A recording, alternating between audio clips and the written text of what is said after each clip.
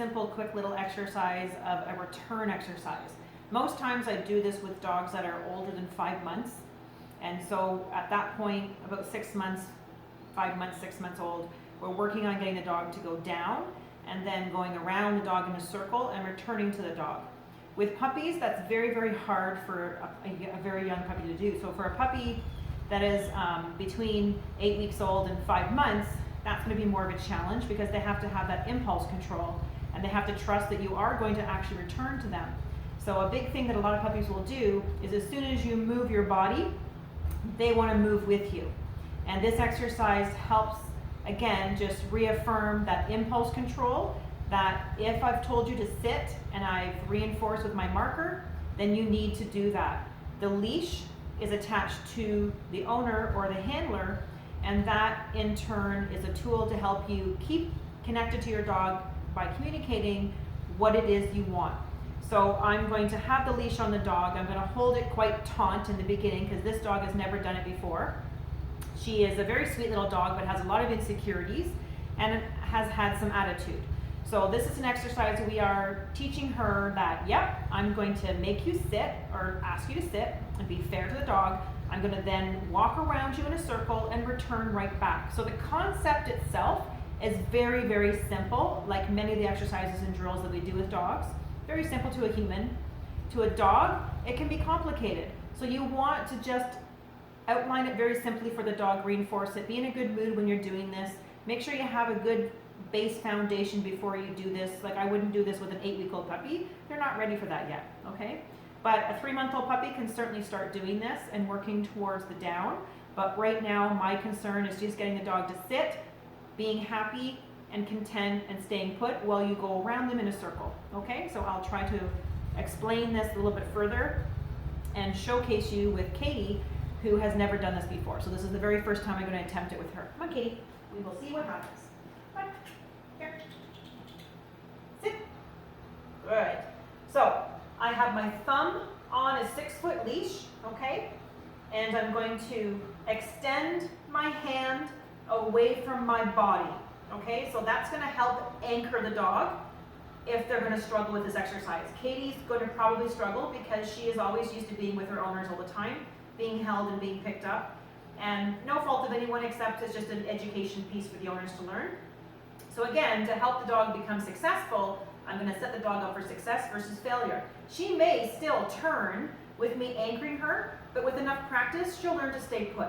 Okay? So again, I'm going to also avoid eye contact because if I'm looking at my dog, she's going to want more of that, and that's more affection and more attention, which could cause her to fail. Okay, so that was a tip from one of my trainers in doing competition stuff.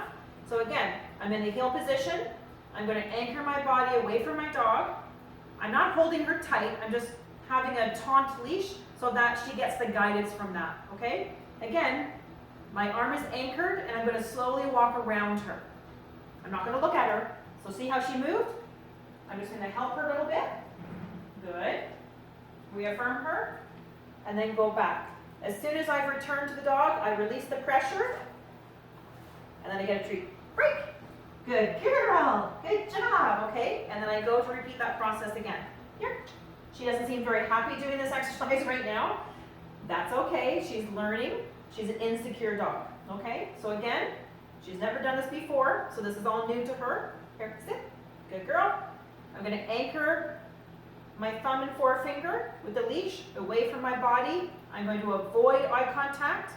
Leash is looped over my thumb, and I'm going to do a circle and return back to the dog in the heel position. So I'm going to return, anchor the dog, good. Verbal marker, good. Reinforcing. Go back to the dog, release the pressure, and reward. Good, break. Good girl, good job, good job. So I'm going to get her a little bit excited because she's a little bit nervous doing this. Good job. Good job. There you go. Not such a big deal. Right. So if dogs are a little bit insecure with this and you're being stern with them, you want to make sure that they're still having some fun while they're learning. Because yeah, some of the rules are serious and we're not going to allow them to do certain behaviors. But with the dogs, they always learn a lot faster if you're having fun and it's a positive experience, right? So again, I'm going to take her over here. Sit.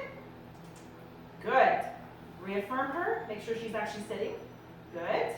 So again, locking in my forefinger, avoiding eye contact, thumb over leash. Now I'm going to walk around the dog.